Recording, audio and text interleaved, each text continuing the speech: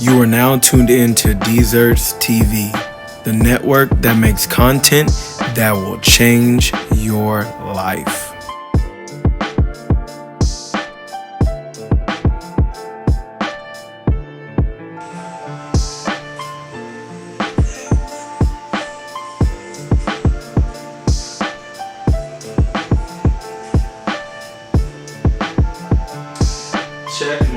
Check mic. 1 2 1 2. Steve, what is this? Episode 2 of Realest State of Mind with D'Artagnan Connor and Stephan McCullough. Whew. Wow. Episode 2. It feels good to be back. That it does, man. Tell the people how you feeling, Steve. Man, I feel good. I know I said I feel good last week, but this week I feel even better. Oh, Steve doubled down on the goods. Man, what about yourself? You know, I said I was feeling better then than I had been in a while, and I'm excited to say that good feeling has continued into this week, into this episode, and everything. We'd love to hear it. Honestly, man, I think the first thing we really should get into is recapping our last 5 years, Steve. It is 2020 now. Steve graduated from college last year. Tell the people about yourself real quick. You know, graduated from LMU, Loyola Marymount University, in 2019. Success. Thank you. And so, I graduated from Salesian in 2015. So that starts our... Take us there, 2015, likewise. Take us back to 2015. Did you know right out of the gate you wanted to go to LMU? Was LMU even your first choice? Not necessarily. I definitely wanted to go to Morehouse. Okay. In St. John's. Okay. But they didn't offer me enough financial aid. Okay. Definitely wanted to live in, my decision was based off of, I wanted to live in a big city, and then I wanted to go to one of the better finance programs. Got you. So you knew in that moment in time, in 2015, that you definitely wanted to major in finance. Yeah, absolutely. And you knew, at that moment in time, did you know you wanted to be a financial advisor? Not necessarily. Okay, what were you envisioning your finance major doing for you in that time? At that point, I wasn't really sure. Okay. I just knew that those analytical skills plus those people skills can kind of come together. Okay. But I wasn't sure where within finance it would lead me to. Got you. Okay. And when you got to LMU, how was your experience that first year? How'd you like it? It was pretty solid. Shout out to TLC. It's a first year program for Black students. Oh, we gotta give that a round of applause. Absolutely. Tell the people a little bit more about TLC. TLC is the learning community, and you basically get acclimated on the campus. You arrive 3 or 4 weeks earlier than the rest of the students. You get acclimated. You learn about the resources. You get to learn about a couple of different of your classmates. And it's just a nice program. It was a little harsh at first because you got to listen to what other people want you to say, and you feel like you're in college, so you want that freedom. But in the end, it worked out for the best, honestly. That's really good. I remember how excited you were to join that, to get accepted into that program. Yeah, absolutely. Did it help you feel like you were prepared by the time school started? Like Yes. You felt like you were walking in, not feeling like a complete stranger? Yes, Okay. Absolutely. So I already had somewhat of a friend group before I even started the first day of school. That's really and I good. also just knew where everything was. Unlike all the other students really trying to figure it out, I kind of had that jump start or head start. Okay. Before school started, so it was pretty cool. That's really dope. Yeah. I love to hear that, man. So ultimately now, fast forward 4 years later, did you enjoy your experience? Are you happy that ended up being the school you chose? Yes. It was very Talk to him. very pricey. Talk to him. But it definitely turned out for the better. Okay. And so, I have a job now. I work in the corporate realm for Ameriprise Financial, which is a financial advising firm. So, and I'm a practice manager, so it all worked out for the better, honestly. Okay. How did you so where is LMU located for those that don't know? Oh, it's in LA. Okay, so it's in LA, and you said you're from Richmond. So that's Bay to LA connect right there.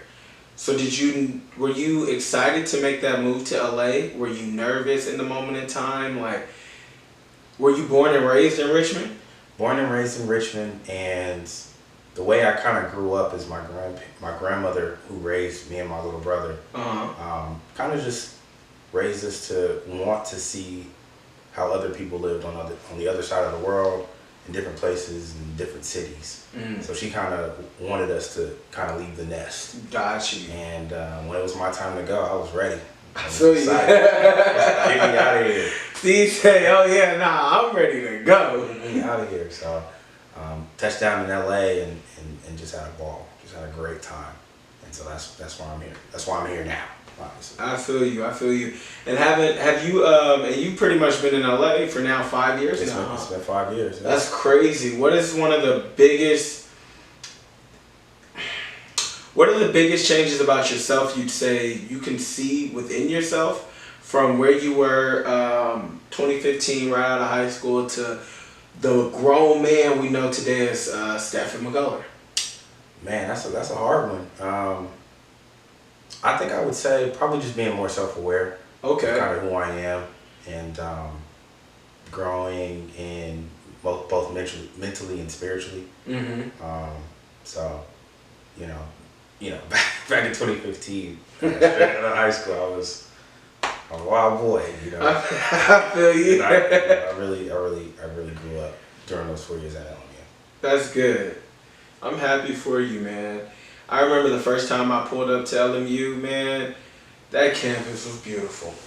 It's a nice campus. I say, it's a nice campus. It's beautiful. I said, people need to see this. No, absolutely. Yeah, and I remember how happy I was for you back then, man. I was just like, yo, I know how hard this young brother's been working, so if this is where he lives now, man, oh boy, don't blow the opportunity and live it up, man. Yeah. But round of applause for you, Steve. That is fantastic, man. That is fantastic. Thank you. So what about yourself? What about your journey? Let's hear. Okay, my path went a little different, right? So 2015, we're fresh out of high school. In that moment in time, I knew I wanted to move to LA, right? I wanted to get out of the house. I wanted to go. I wanted to leave, right? Things wasn't shifting to go in that way for me, right? Some family things, this and that, technicalities, to the point where I ended up having to stay home, right? And I wasn't in a good space in that moment in time. I had started gaining weight again. I had, when it's all said and done, I think I had ballooned back up to like almost 250 at that moment in time. Or no, I'm capping. I think I was getting there though. I was for sure on my way. In that moment in time, I decided to go to College of Marin. And the reason I ended up at College of Marin, shout out, first things first, before I go any further, shout out to my College of Marin family, and I want to double down on a shout out to my Emoja family up at College of Marin, man. That school has been one of my top two and not two.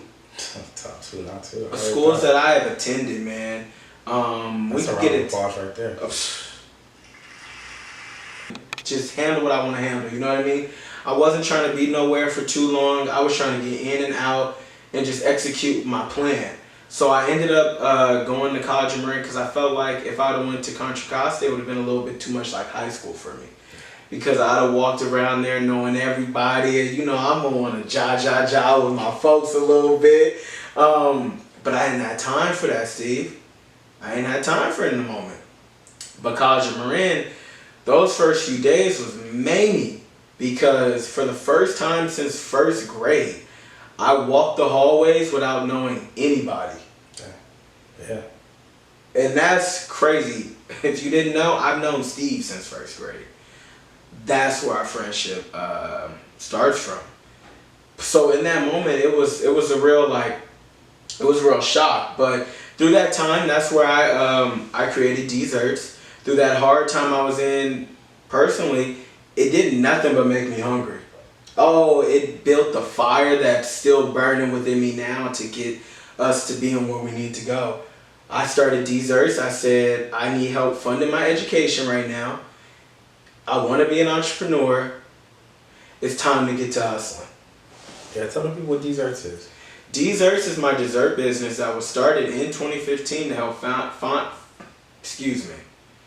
Too excited to tell you about Deezerts, evidently. It helped fund my education. That was the main essence of the goal. It started of the business. It pretty much started off as like a big fundraiser. I started off in Thanksgiving of 2015 with my Thanksgiving special.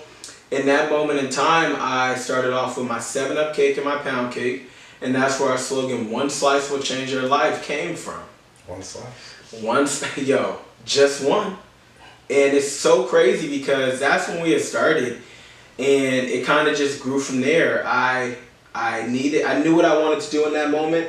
I started off with the cake, started off my Thanksgiving special, doubled back with my Christmas special, it was a little bit bigger. Decided I wanted to dress up in a suit and tie. And I think I didn't come up with that decision, which ended up being a critical branding decision for the business until the morning of my first Thanksgiving special. Because I, at the time, was 18.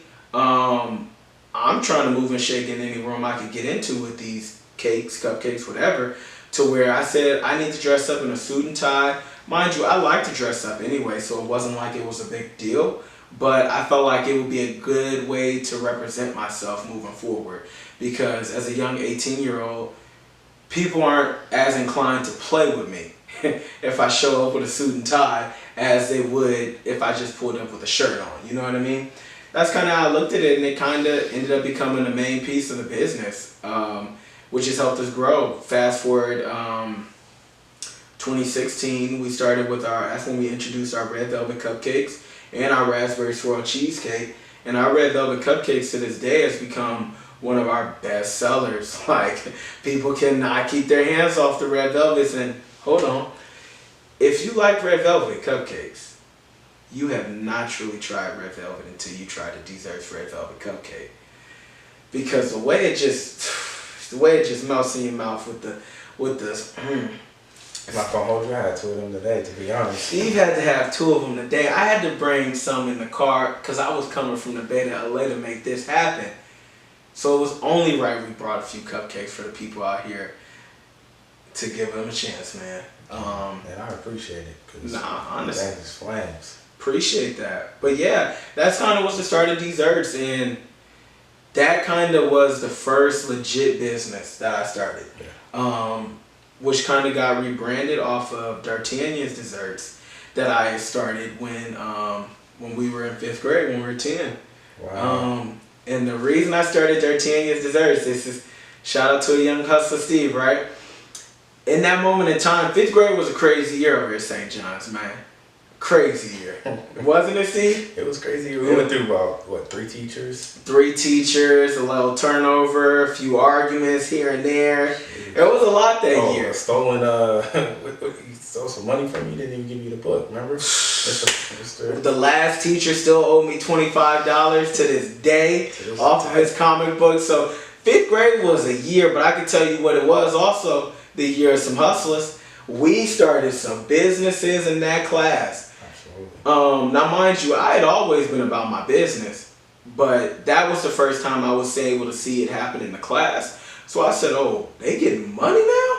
Oh, let me do this." Steve, what was you selling at the time? Man, I was selling. I can't even remember what they called, but there was little sugar candy strips. Them little like 3-color or the solid blue, solid red. Those candies. Mm-hmm. And I'd pick them up for like a quarter.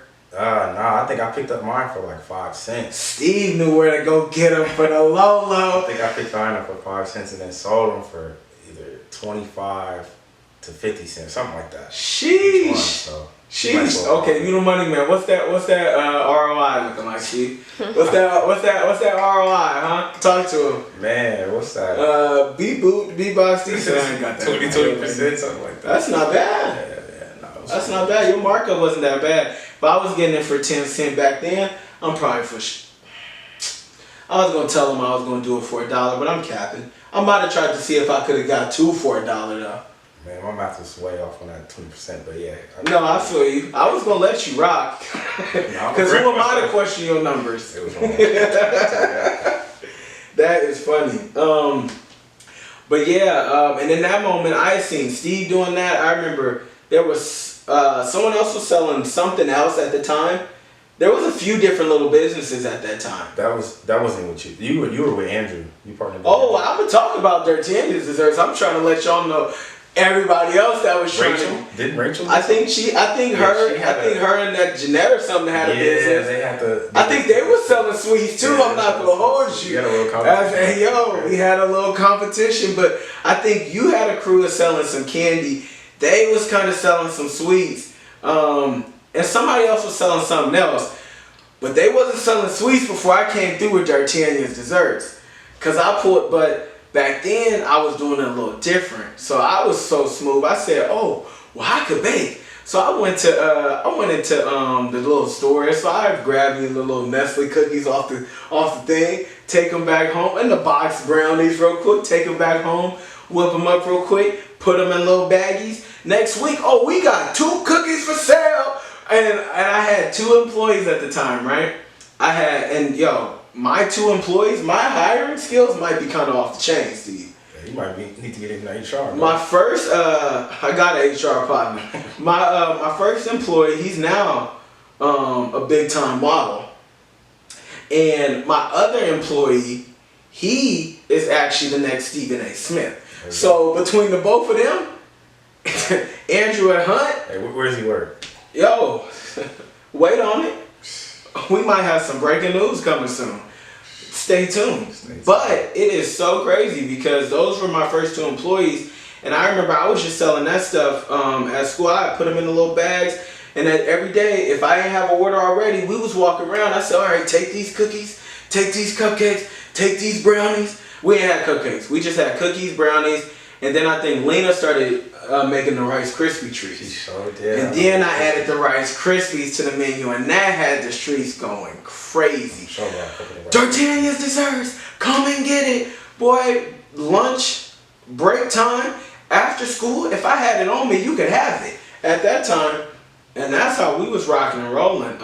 And that's kind of where deezerts kind of evolved from. Honestly, I said I wanted to rebrand this time, but when I was looking at the branding, I was looking at it differently, and that's due to because we went through our legal shield days. And in our legal shield days, we started learning a lot. That was really my first business right out of high school, and Steve ended up joining it with me. What do you remember from your legal shield days? Man, I just remember it was a whole lot of networking. For sure, a whole lot. So a little bit about Legal Shield. It's a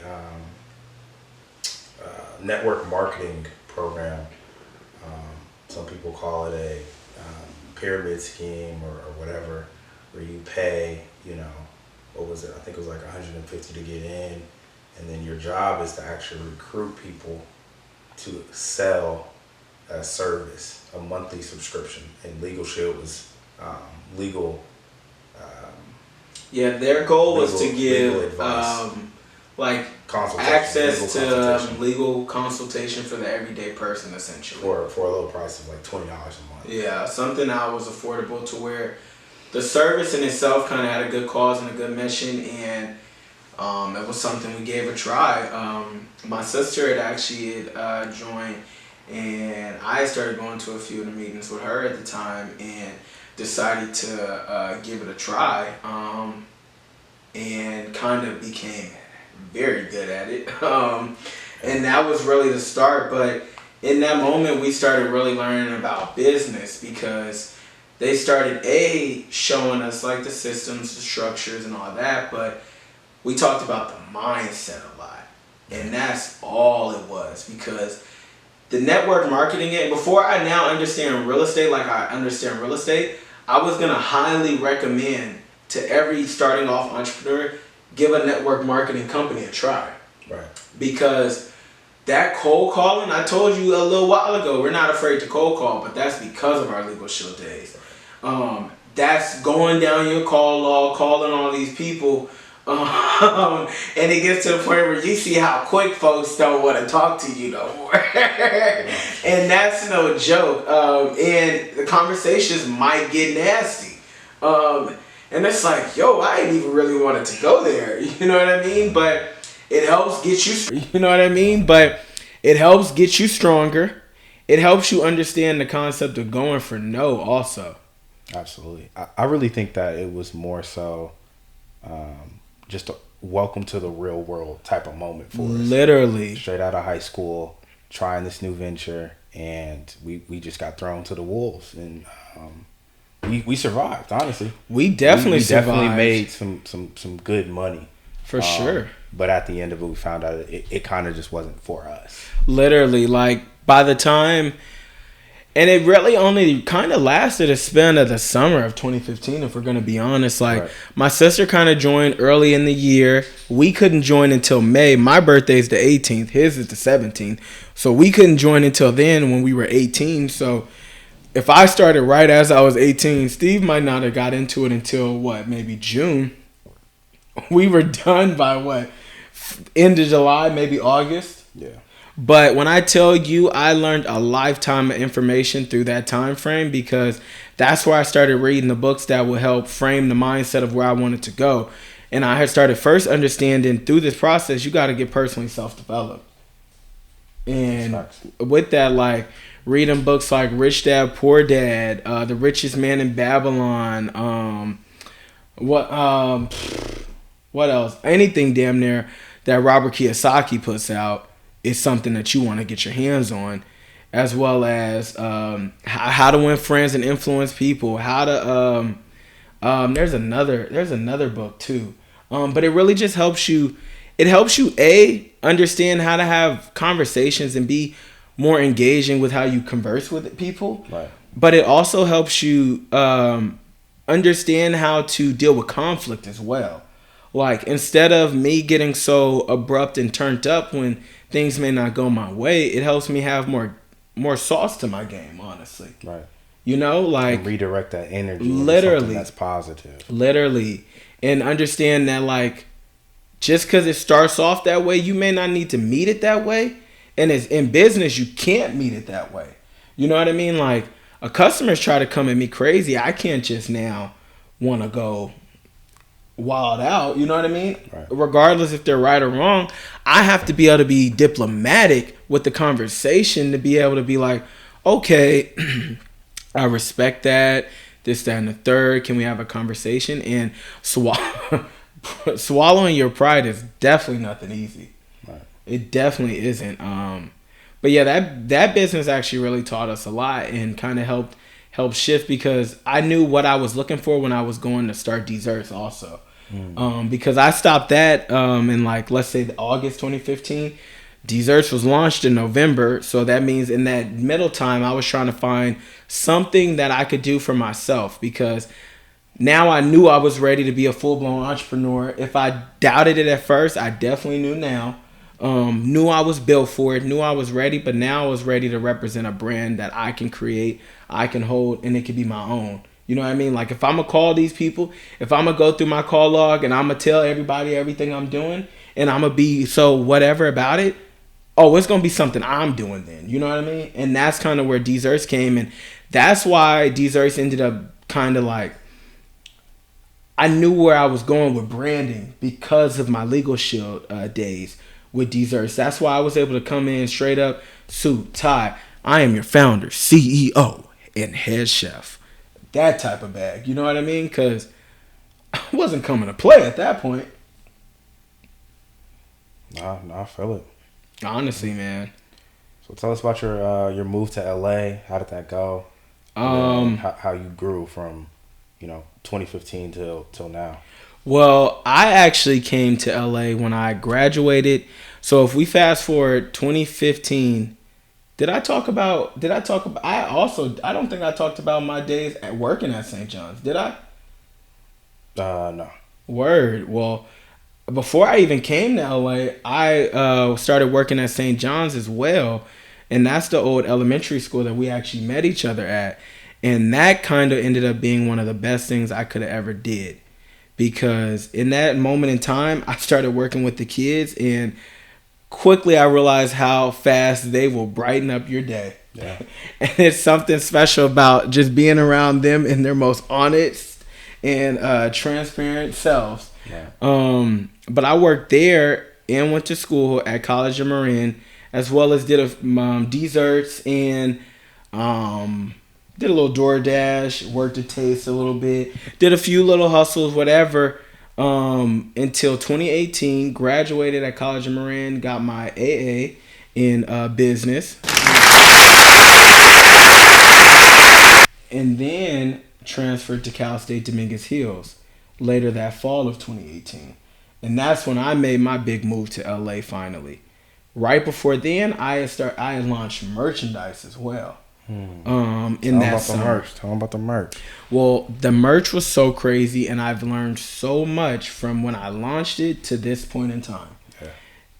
I launched it in 2018, made the connect with the supplier through one of my business teachers at College of Marin, and I remembered them by the time I wanted to make merchandise because I had actually dropped off some dessert during the holiday season to them at their office, and went over there, asked them, had a great conversation, and it ended up being a good connect. Decided to order a shipment. The first shipment went well. We sold out in a week. But I asked for the smallest quantity at that time. I went in there and moving smart. They said you could get 40 shirts, black and white. You could get 24 hats, black and white. Went well. Fantastic. But this is where I've messed up, ladies and gentlemen. Please listen. I then also bought myself a few camo shirts. I bought myself a long sleeve. I bought myself a few different color hats. I bought myself the hoodies as well. So people started to see the big drip that deezerts was coming with, and like, oh, I need this. I need that. I need this. I need that. Through my lessons over the years, it should have told me, keep giving the people a little bit at a time, feed them, and then you can grow at your own pace. I doubled down the second order. Let me get the 40 long sleeves, the 40 black and whites. Let me get some camo. Let me get some hoodies. Let me get an assortment of hats. And in that moment, I moved. I was in LA now. So my business was big off of word of mouth in the Bay Area. So by the time I came to LA, not only do I need to just recreate, rebrand, and do all that with the business, but now I'm not even really cooking anymore. I'm selling clothes. So now I realize it's not as simple as in it's just merch, but it's a whole new industry now within the same brand that I had to learn a lot about. Rode around with that clothes in my car for a year. Sold some here and there, but that was a long year that came with a lot of lessons. But I do thank God that I learned my lessons with a few thousand than a lot of thousand. You feel me? Yeah. Because learn now, appreciate it, and now I know. And now to this day, I got the embroidery machine at home. I got the heat press at home. And when we rebrand and when we rebrand and relaunch later this month, then now it's on my pace. You know what I mean? Now it's how we want to flow. And we can gauge how much we can give away as well now. And I'm not set on somebody else's quantity, which is a blessing that I've gotten to see it full circle. You know what I mean? Because I really try to make sure I could learn the lessons through these challenges and not just try to look at them as L's, you know? And that's what life's all about, right? Mm-hmm. You know my saying, we don't take L's, only delay W's. That's all it is. Steve, that's all I think one more time you should tell them what you're saying is. Hey, man. We don't take L's, only delayed W's. That's all it is. I love it, man. But then my move to LA, to sum it up, it was good because I had you guys around. Yeah. I had what felt like family. I had friends at Riverside, Irvine, LMU, UCLA, to where I might have been alone at my campus, but I know every weekend I can go rock with y'all. So that was cool. Y'all, me and Hunter. You, Hunt, Alec, Vern was Veronica, here, Al was here, Andres was here. I mean, we had options for a little while at first. Before all my folks graduated, shout out to the class of 2019. But all the St. John homies, actually. No cap, we go back. We go way back. Yeah. Way back. But that's what made it cool. But my day in the day, I was not liking school.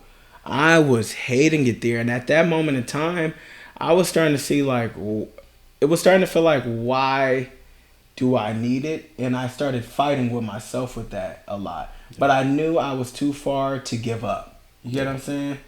So I tried to keep fighting for it, tried to keep pushing. And with you guys being here definitely made it easier. But it did leave me with, after the fact, to want to find, well, what makes me happy again? And what am I doing all this stuff for? You know what I mean? Because I wanted to get out here so bad, and I got out here, and then it's like, well, wait a second. Why am I out here? You know what I mean? Now, mind you, I say all that to say, like, I made some great connections for entrepreneurship at Dominguez Hill stuff. Like, I got straight into the innovation incubator there, and that was like organization where business owners around Los Angeles would come in, as well as students. It's free for students. And for business owners, they pay like $100 a month. But pretty much what it comes with is an abundance of resources, weekly little classes where it teaches you so much. So that's where I learned about like social media marketing, influencers, Google keywords, how to run a nonprofit, how to run a business. What's the difference between for-profit and nonprofit? Like every Wednesday and Thursday, they have so many classes to where, like, if anything else, I'm going to go soak up some game. As you should. You know what I mean? Always got to soak up some game. So that was good. That was cool. And I met a lot of great people to where it made it to where I felt like, regardless of how I feel, I'm at least where I need to be right now. Right. Because in that moment in time, I heard myself saying a lot. I feel like I got all my game from the Bay on how to hustle, how to be an entrepreneur, how to draw, how to be a go-getter and all that. But by the time I came out here and started being in those programs, it allowed me to learn how to scale up and learn how simple of a process from A to B scalability can really be when you really can see it. You know what I mean? This man rhyming accidentally. Steve, because when you got a multitude of game, you might just be able to do that. I appreciate you, fam, Gab. But I started realizing how to scale my businesses up and everything, and realized like, oh, okay, so this is it. So me and Steve now, we're going to go meet people about co-packers. What is a co-packer? A co-packer is the person where if you want to get your raw goods, your dry goods, your mix, your liquids, whatever, into a grocery store, into a farmer's market, have it on you, sell it online, that's a co-packer. They go and do it for you. You give them your ingredients, you work it out. Me and Steve went and met with them people, feeling like real businessmen. You know, me and Steve, we'll go put our suits and ties on, our quick shirts and button up, walk in there, and had this conversation with these people and learn so much.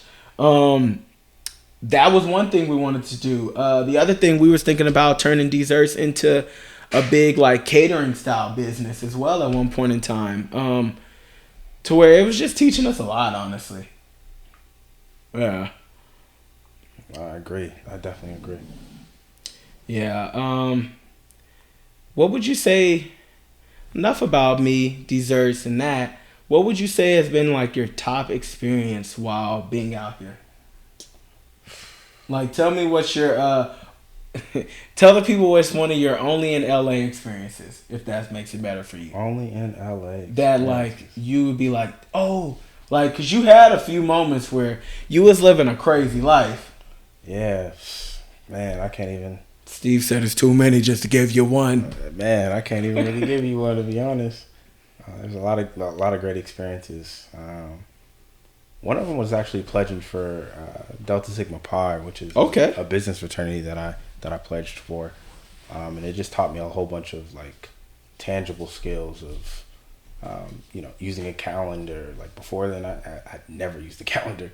using the so that kind of calendar, helps you stay organizational more skills and Okay. stuff like that. Interviewing skills.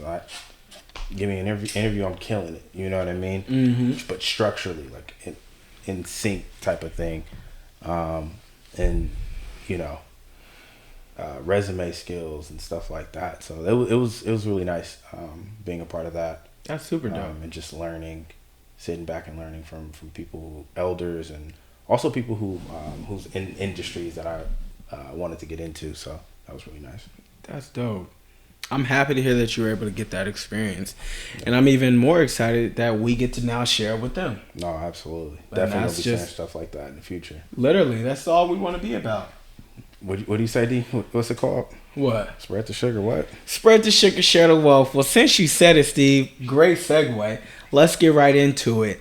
This is going to be the first time we introduce our Spread the Sugar, Share the Wealth segment. And this is where me and Steve will both highlight 2 Black-owned businesses, give a highlight into the entrepreneurs behind the business and how to reach them. And this is just one of the many ways we want to use our platform to help amplify these Black voices and support our own. Because if we can create this ecosystem, we'd see something great. So, Steve, what is your first business you want to highlight? The first one I'm gonna highlight is my homeboy Jordan. Jordan Cole has a durag line called Gotcha. Sink or Swim. Sheesh. And, you know, I gotta stay swimming, so You gotta stay swimming. Steve know. got waves. I'm not gonna lie to you. I heard them rags so good, I might be able to get waves myself. And if you looking at the video, you can see I'm rocking the baldy. So that should tell you something. Steve, how can you reach them? I think they're on Instagram. On They're Instagram? Here, let me see if I can pull it up. It is at SOS Durags. Let me break that down to you. At SOS.DURAGS. And it says DM to place an order, ladies and gentlemen. Give them a follow. Give them a like. Give them an order. The first business I want to highlight is Handyman Enterprise. Handyman Enterprise is my dad's business. My dad is a Shout out to Pops. Shout out to Pops. I wouldn't be half the man I am today with half the game, half the drive, and the tenacity without that man himself. And this is his business. He has a landscaping business where he will do pretty much anything you need around the house. You need new flooring? We'll get that done. You need your house painted? We'll get that done. You need outside done? We'll get that done. It doesn't matter. How you can reach him is just by calling him, honestly, through his number or through contacting me personally. While running businesses, I do act as an active assistant and secretary. So you can always contact me or reach him at 510-776-0043. The information will, of course, be listed in the mentions in the comments and below, ladies and gentlemen. Steve, what is the second business you would like to highlight? This is my mentor's business. It's called Lion's Pride. And it's an self-defense empowerment academy. I like it. So we train our bodies to lift our community. We train our minds to teach our community. And we train our spirit to serve our community. # we train to reign. I like so it. It's a pretty nice school. Right now they're not active, but and they're also located in Los Angeles. But once they get active, you know, I'll let you all know. You guys can find them on Instagram at Lions Pride, with an extra E and an A at the end. Got you. We'll make sure we break it down for you in the mentions. The second business I want to highlight is it's from an entrepreneur I actually met the other day through Steve. It's a crazy story. She was on Twitter asking for to find a local realtor. And what Steve do for me? Steve, what you do? You know I had to add my boy. Steve added me real quick. He said, yo, make sure you say something. I had to go there, handle it. Had a great conversation with, her name is Jasmine, correct? Yes. Met Jasmine. We had a great phone call, and her business is Agape Home Decor. This is a black-owned, homemade home decor that is made just for you. Their Instagram is at AGAPE home HOME_. I think this is such a great business, and I'm excited to collaborate with her on more than just this. Stay tuned, ladies and gentlemen. More to come. But that went so well, and I'm excited to continue to highlight other businesses as the episodes go on. And ladies and gentlemen, if you know somebody that you would like to be highlighted in this Spread the Sugar, Share the Wealth segment, contact us. If you want to be highlighted yourself, contact us. And another portion of this is we would love to get these different entrepreneurs, creatives, just young people going for something, honestly. Like, it doesn't matter what you're doing, but if you're doing it and want to get your story highlighted, we would love to share it. Absolutely. Because that's just all what we're about. Because everybody has a story. So it sounded like Steve.